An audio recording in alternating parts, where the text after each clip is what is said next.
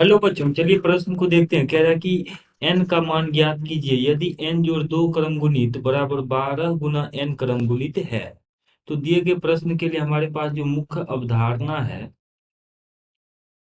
मुख्य अवधारणा यदि हम देखें तो n जोड़ 2 क्रम गुणित मान लीजिए लिखा हुआ है, तो इसका मान हो जाएगा n जोड़ 1, n जोड़ 2 गुना n जोड़ 1 क्रम गुणित। इस तरीके से हम लिख सकते हैं। उसी प्रकार से n जोड़ 1 क्रम गुणित को भी हम लिख सकते हैं n जोड़ 1 और गुना n क्रम गुणित। इस तरीके से हम क्रम गुणित में इन सब नियम का पालन कर सकते हैं। अब देखिए, ये लिखा गया है कि n जोड़ 2 क्रम गुणित बराबर 12 का क्रम गुणित गुना n का क्रम गुणित। तो n जोड़ 2 को हम लिख लेते हैं n जोड़ 2 का क्रम गुणित गुना n जोड़ 1 का क्रम गुणित, और बराबर आ जाएगा 12 गुना n क्रम गुणित के बराबर।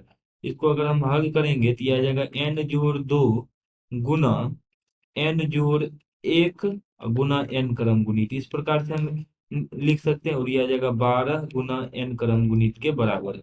इसको सरल कर लेते हैं, तो सरल करने से n क्रम गुणित से n क्रम गुणित कट जाएगा, और इसको गुना करके लिखेंगे तो ये आ जाएगा n की घात 2 जोड़ 2n जोड़ n जोड़ 2n, अर्थात जोड़ में लिखेंगे 3n और जोड़ 2 और माइनस 12 बराबर शून्य आ जाएगा। तो ये आ जाएगा n की घात 2 जोड़ 3n और माइनस 10 बराबर शून्य।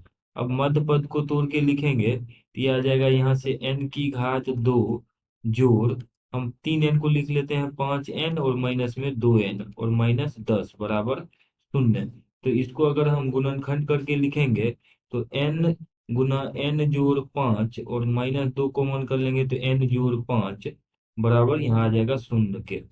अर्थात यहाँ से n जोड़ 5 लिख सकते हैं हम, n जोड़ 5 और गुना में n माइनस 2 बराबर शून्य। तो n का मान आ जाएगा परिणाम स्वरूप हमारे पास, इसीलिए n बराबर 2 और -5, और -5 क्रम गुणित के लिए परिभाषित नहीं होता है, तो ये ऋणात्मक मान नहीं ले सकते हैं।